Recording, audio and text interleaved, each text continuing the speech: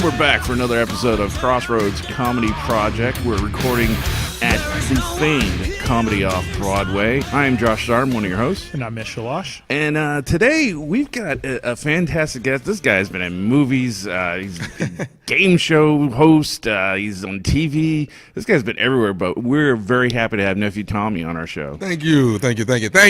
Man, I tell you what, you've been killing it this weekend here at Comedy Off-Broadway, huh? Is it decent? I've been trying. Decent. You're packing the house every night. I'd say that's pretty good. I tried, man. Sellouts tonight. Oh, yeah. Both shows sold out? Yep. Both shows sold out. I think I sold both of them out last night. Thursday nights is always... Yeah, but normally, though, a Thursday night, like when we might get 50, 60 people, you still had almost 200 people in here. So, I mean, that was pretty damn good for a Thursday. Yeah. I wanted to sell out, but... Right. I'll take it. Right. I mean, that's always the goal, right? That's always the goal, man. Especially when you got a bonus on the other end of it. You want it all. Hell yeah. Who can blame you? I gotta mention this right off the top. Slap Detective, probably the funniest damn thing I've seen in a long time. Did you like it? Oh my god, that cracks me up. And I would love to actually have that job because I personally enjoy slapping people. So that would a lot of people need to get the shit slapped out of them. Actually, my guy Avery here, who does all the production, Avery wrote Slap Detective. Oh, did you? Yeah. Oh well, fantastic, man. That was nice. The whole she wanted bubble gum, and I said I want Tootsie Rolls. And that was my daughter. Oh, that was your daughter. That was my daughter. That's awesome. Have you seen it? No, I haven't seen it. He was actually reacting it before we started the show. He did the whole thing. Yeah, he did the whole thing. You missed out. Yes, sir. Slap Detective, baby. I was watching the Marriage Counselor yesterday, though. Oh, yeah? Okay. Yeah. I like that one. That one's crazy. You're all up into that, too. It's actually time to do some more. I've been lazy, so it's time for me to knock out some new little sketches. Yeah. The whole prank thing, how do you get going doing that? You know what? I actually, to be honest with you, Ricky Smiley started me pranking. You know, he invited a bunch of comedians to his place in Birmingham, Alabama, and I went down, and he was trying to get all of us to do a prank call, and he was putting this compilation CD together. And then I got back home, and Steve Harvey said, "Why don't you do your own damn pranks?" Yeah. And I was like, "All right, let me try it." And I tried it. We ran them on the radio. It was a hit. And here I am, 50 years old, still playing on the fucking phone, man. How long have you been doing this show? I've been on the air probably 13, 14 years. Wow. Nice. Yeah. And what actually led you down that road to decide, hey, I'm going to start doing comedy. This is my thing. I started doing stand-up in like 89, 90. So you've been around a minute. Yeah, been around a minute. So, you know, I studied theater, so I was an actor. I had no idea I was going to be telling jokes at all, man. So I was like, man, you know, so I did it as a dare. Yeah. Somebody said, "I bet you can't do that." I was like, I'm a thespian. I don't do that. I'm a thespian. And I got up there and did it and wound up being a decent job at it. And I said, I'll give it a shot. And in the summertime, I would just do stand-up comedy. So in the fall, let's just say like school teachers. All right, so they work from the fall and they get off in the May. I would do stage plays, and I would be with this touring company, and we would just tour. And then in the summertime, I like back to stand up, and that's when I started sharpening two different tools. Next thing I know, man, I was opening for Luther Vandross. Yeah, and I ran with him for about 3 years, and he said we're going to go on hiatus. He was going to do a new album, and we was like, cool. So I went to L.A. and hung out with my acting buddies, and hanging out at the Crash Pad, Steve's manager gives me a call and said, "Hey, why don't you come up to the radio and hang out and, you guys talk shit like you normally do." And I was like, "Okay, sure, I'll do that." He says, "Well, get up here about, about 6 o'clock." I was like, "All right, cool. I'll eat dinner early." He's like, "No, in the morning." I was like, "Oh shit, in the morning?" I didn't know anything about radio. Yeah. I was like, "All right." So I went up there. We tried it. I did it for about 2 weeks. It was a hit in Los Angeles. And there became the birth of me being on the radio. And I said, hey, I can do this for a while, but, when Luther calls, I got to go. I can't be playing with you on the radio. Right. And Luther passed away, man. So It's kind of like I got a job before I knew I needed one. And I've been on the radio ever since then. They're looking out for you. Mm-hmm. Looking out for you. It's L.A. So do you live out there now, or? I have an apartment in L.A. Because I know you're from Texas. I'm from Texas. Yeah. My wife and kids are in Houston, so I kind of go back and forth. Okay. And so I just got an apartment in January. Yeah. And now I'm right in the middle of Hollywood. I'm on Vine Street. I mean, when you walk out, the stars are on the sidewalk, you know? Nice. So it's pretty cool. I'm enjoying it. And you know, just got a new agency, Innovative. You can give them a call if you're trying to get me a job. Nice. Innovative, yes. Give them a call. Tell them Nephew Tommy sent you, and we'll get booked as soon as possible. Very good segue. No, I did. I like it. That was smooth. It was smooth. Very smooth. You said you had you wanted to ask him some stuff. Well, I was just going to ask you about your pranks. I was going to have you actually tell us what, in your opinion, was your favorite prank? Favorite prank? Oh my God! I think the favorite prank is it's called "Can I Have Your Kidney?" And this is because my dad passed away about 3 years ago, and this was his favorite prank. So he would listen to it every day in his truck, and it's me calling this guy who's getting ready to have surgery in a couple of days, and his daughter got me to prank him. She wanted to cheer him up. And so I'm calling him, and like, I'm from the church, and we want to pray for you. You're getting ready to, you know, get your kidneys operated on. He says, no, it's my pancreas. It's not my kidney. I said, I'm glad you said that. I said, you know, if you don't mind while they have you open, do you mind if they reach around and grab one of your kidneys? Because I need one. He said, what the fuck is this? You got to hear it, man. So that's my favorite. Can I have your kidney? I'm going to look that up.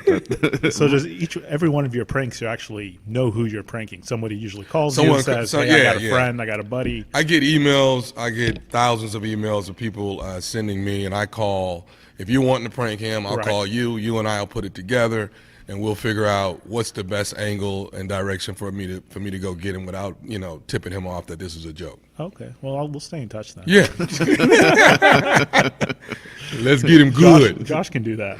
Fuck you, Ish. It's kind of how we started this show. We were always like badgering each other. Right. Really? You know? Yeah, because we're comedians. So we're just badgering each other all the time. And we're like, God, this would be fun. We should do a podcast. That is. Yeah. Now, is this home for you guys? Yes, this is our home club. Mm-hmm. All right. Yeah. The club. The club, yes. Yes. And Kentucky. Yeah, I just crashed on the couch upstairs. Gotcha. Yeah, being the fact that he's Palestinian and I'm a Jew, that works. We shouldn't actually be getting along at all, huh? And it always makes me nervous when he's got a blinking remote next to him. I'm just saying, it's really scary for me. Oh, I'll fuck with him all day. Have you actually pranked an Arab before? No. Oh, you got to work on that. That would be good. Because they get angry. They do, huh? Yeah, somebody's on the phone. No, that's something we'll work on. Okay. That would be good. That would be really good. Because they get angry, especially if they don't know who it is. Right. And you start talking shit to them, they just get angry. I've pranked a Jamaican. Okay. I pranked, oh my God, I pranked a Spanish guy. He was like a banker, but I was like, asking him, like, can he come fix my roof or something? You know, I was totally insulting the hell out of him. He's like, dude, I'm a banker, fucker. The more you talk to him, the more the neighborhood starts coming out. It started coming out, man. The Jamaican guy, I pranked this Jamaican guy. He had I can't remember who gave me the information, but the person that gave me all the information said he just threw this huge birthday party for one of his kids, you know, 7, 8 years old, but he's Jamaican, you know, kid's birthday party, you're thinking, you know, hot dogs, pizza, you know, cake, ice cream, that shit, right? Yeah. This motherfucker had curry goat at the bitch. No way. And I called as if I was one of the parents, you know, you fed my son some fucking curry goat. Dude, this Jamaican goes, I mean, to the point where I couldn't even understand what the fuck he was saying. Any of that. I couldn't understand anything. What are you talking about, Bertrand? I mean, he was just going. He was cussing my ass out. That's awesome. Home run hitter, baby. That's how you know you're doing really good, when they just really lose their shit. That's it. That's it. That's the goal. Absolutely. That's the goal. Do you actually tell them at the end of the prank that's a prank? Yeah. Now, like, legally, do you have to get their consent? Legally, you get everything recorded. Yeah. Yeah. Do I have the right to run this? Are you cool with it? Are you going to hang up the phone and go beat the shit out of somebody? Right. You know what I mean? Let's make sure everybody's good before we get out of here. Right. Yeah. You got to. And you want that, because then later on, you know, you when you start compiling a CD saying, I'm going to make these 12 cuts a CD, then you got to go back to those people. Yeah. Get them to sign off, pay them something, and then you're good. Yeah. And they usually don't care. Nah. You're throwing them you throw a few them, bucks and they're happy. You throw them a couple $100, you're like, all right, that was a good phone call. Thanks. Right. Yeah. The Howard Stern show always does a lot of different pranks. And I tell you what, he likes calling religious organizations and really messing with them hard. And I always find that fascinating to me. It's as a Jew, right? You call these Christian places, and they're like, "Well, Jesus is going to save you." And I'm going, you understand? I'm a Jew.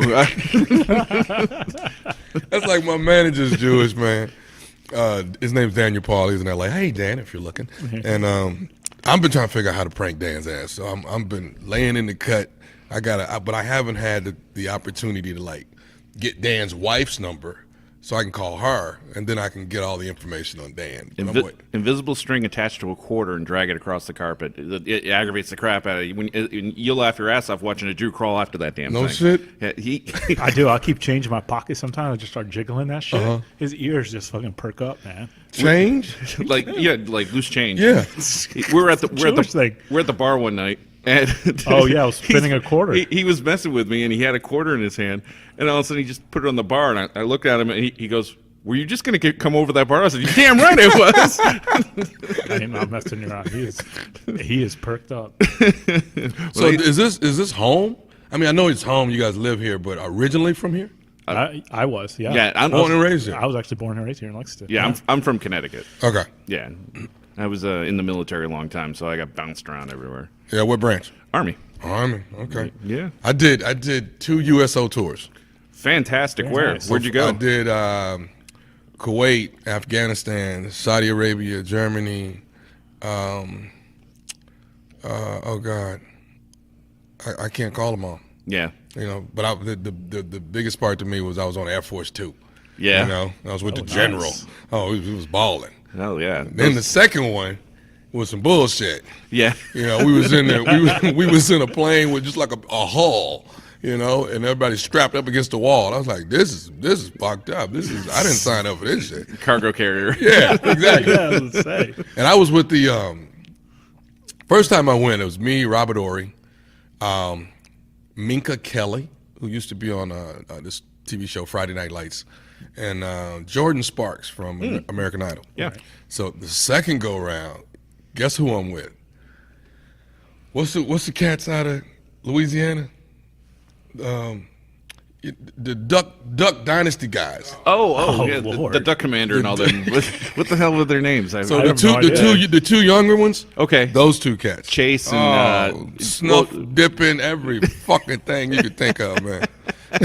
That's an interesting combination. That's a hell of a combination. Yeah, I absolutely love Kuwait. I've been to every country you just named. Yeah. But when the USO Tour came over when I was in Iraq, it was Lonnie Love actually that came over. So she comes in here to do a show, and I walk upstairs and I said, I just want you to know that when you came over the USO Tour, I said, you entertained. I was one of the people you were entertaining. She started crying.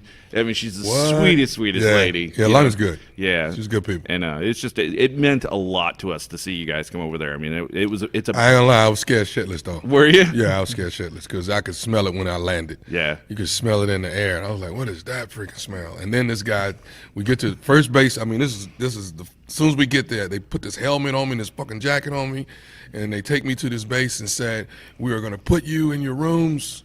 If you hear a loud siren, that means we are under attack. We will come and take you to a safer place." And I was like, well, fuck that. Take me to the safest shit now. Let's skip this shit. Let's go to the safest shit now. Why are we waiting on this? Exactly. But it was good. I had fun. It was a week. It's like during December, so it's like right before Christmas. So it's kind of a Christmas thing for the troops. Yeah. And then you get back home and it's like, the 23rd. It's damn near Christmas. So then you got to run around and be daddy and be Santa Claus when you get back. But, right. But for the most part, man, I had a good time. Yeah, man. I tell you, and it's probably really easy crowds too, because we're just desperate to laugh, and just having people come over there and entertain. It's a big deal. And the women. Thank you for doing that. That was awesome. Women were beautiful. Oh yes, very true. They were beautiful. Very true. Yeah, like mind numbing. Like wow. Yeah. Look at him over here. He's like, yeah, that's Middle Eastern people. Yeah. It is Middle Eastern people. I know. That's so sad. You know how many times I get told I'm exotic? Seriously. Really? All the time. It's because he got hair plugs. That's why. We went like 5 shows without you mentioning the fucking hair plug. I know. I had to bring it back up. Jealous piece of shit. Look at you. I ain't got hair. Leave me alone. Now, how often you guys hit this stage? At least once a month. I just recently hosted. I was MC when Ian Bagg was here. Okay. But not as much as I'd like. But you know, we're both still relatively new comics, so we know it takes time. Yeah. And this is a pretty busy venue. It's a we very get some busy really venue. big names So coming some through here. names you can see it on the walls outside. Absolutely, yeah. A lot is coming through. It's just actually historical. It's just, It is 30 years this place been here. And Steve was here. Did you see his picture on the wall? Yeah. Isn't that crazy how I skinny sent he it used to to him. be? Did I you? sent it to him. Hell yeah, you don't look nothing like this shit no more. It's been a while. Okay. Yeah, no, not a problem. Not a problem. Yeah. Plug-in. What do you got going on that you need to throw out there? I don't know what I got going on. I'm in, let's see, Mother's Day weekend. I'm in Charleston, South Carolina, at the Charleston Performing Arts Center. So get your tickets if you're in the Charleston area. That thespian came out again. Hear that? That voice and everything. And then what else? Orlando's a private gig, right? Yeah, but it's for some troops, though, isn't it? Military. Oh, nice. It's awesome. Military sorority. Awesome. Yeah, so we're going to have fun with that. Oh, no, definitely. April 28th, I am in Montgomery, Alabama, Montgomery Performing Arts Center. It's myself, it's Bruce, J.J. Williamson, who is freaking hilarious as all get out. I can't remember everybody's name, but it's going to be an awesome show. That's April 28th. That's Montgomery, so that's one of my real good friends that I'm going to perform for. He does a lot of shows there, and gonna go kick some butt. Absolutely, and that's what you do when you hit the stage too. If right. you've never seen this guy on stage, the energy level is through the roof. People got no choice but to go crazy. Dude, I try to sleep all day until it's time to grab that microphone. Yeah. If you want to go see more about me, if you want to get some pranks or anything of that nature, go to www.thomasmiles.com. That's thomasmiles.com, where you can get prank phone calls, you can see sketches, and you can see everything that I've done. And you can also jump on the link, milesofgiving.org, which is my foundation that gives back to wounded veterans. And you can click on that and you'll see everything. My golf tournament's coming up May 18th in Atlanta, Georgia. Man, look at this guy with the military. Is it, dude? Like when I came back from the troops, yeah, I came up because you know what is I got so pissed about like when somebody gets wounded and they come back home and how they got to wait for a minute, you know, before all this paper clears and for them to like finally get funded, get money that they need. So I came up with Miles of Giving, and my foundation really gives you money in the right now. So even if it may be $2,000-3,000, but it'll go a long way if you just to put in your pocket for right now. So that's what Miles of Giving does. We give back. That's awesome, man. I tell you, when I came back, it took me 2 years to get into my first appointment at the VA. See what I'm saying? Yeah, it's crazy. Yeah. Absolutely crazy. So I understand. And dude, having you on here has been amazing. I appreciate it, man. I already liked you anyway, but all this military stuff, now you're in my heart, man. That's awesome. I appreciate that very much. And Ish, you got anything else? No, only question I'm going to ask you is, have you actually pranked Steve Harvey? Yes. Yo, I was just going to say. How did that go? It was home run. And he didn't even see it coming? He didn't see it coming because I was on the phone with a buddy of mine who's an actor, and I'm going off on this guy. You know, hey dude, I got nothing to do with his book, man. You know, that's his book. He can write what the fuck he wants to write in the goddamn book. That's got nothing to do with me. Yeah. And I'm passing by his office while I'm doing this, right? Oh shit. And he's hearing me, and he's got a lady in there that he's having a meeting with, and I'm like, dude, fuck you, dude. My uncle can write what the fuck he wants to write, dude. Blah blah blah. And then he comes to the door. Give me the fucking phone. And I knew he was gonna bite it. And I even held back about no. He said no. Let me speak to whoever that motherfucker is. Yeah, you got him. And Steve gets on the phone, and my guy on the other end says, "Hey man, I don't like all this shit you write in this fucking book, man. You're giving up the game, man. And just because you're married and you ain't in the game no more, you ain't got to write and give up the fucking game." He's like, "Man, fuck you." It's funny as shit. And dude, I let him go for like about 5 minutes, and then finally I say, "Hey, see, motherfucker, what? I said, you just got pranked. The whole office went crazy, man. And the whole office was in on it? Yeah, no, the whole office was watching. Oh, shit. Did anybody video it or anything? No, like I wish. Yeah, And that was like, I did that like, 9 years ago, man. That would have been so good. Well, I think you're due for one. Hell yeah, that would have You gone may not see it coming. viral. It's been 9 years. Yeah. Hell yeah. So don't forget, you can see this episode and all our other episodes when we interview the nationally touring comedians. And you can see that on iTunes and Podbean. Don't forget, if you have any questions for us, you can just email us at crossroadscomedyproject@gmail.com. You can also visit our Facebook page, Twitter page, Instagram. Just name us social media. We're on it. Or just Google one of us. Yeah, it's all there. It's all there. It's all There you there. go. So for Nephew Tommy and Ishalash, I'm Josh Sardam. You guys have a great night. All right. Yay. Thank you.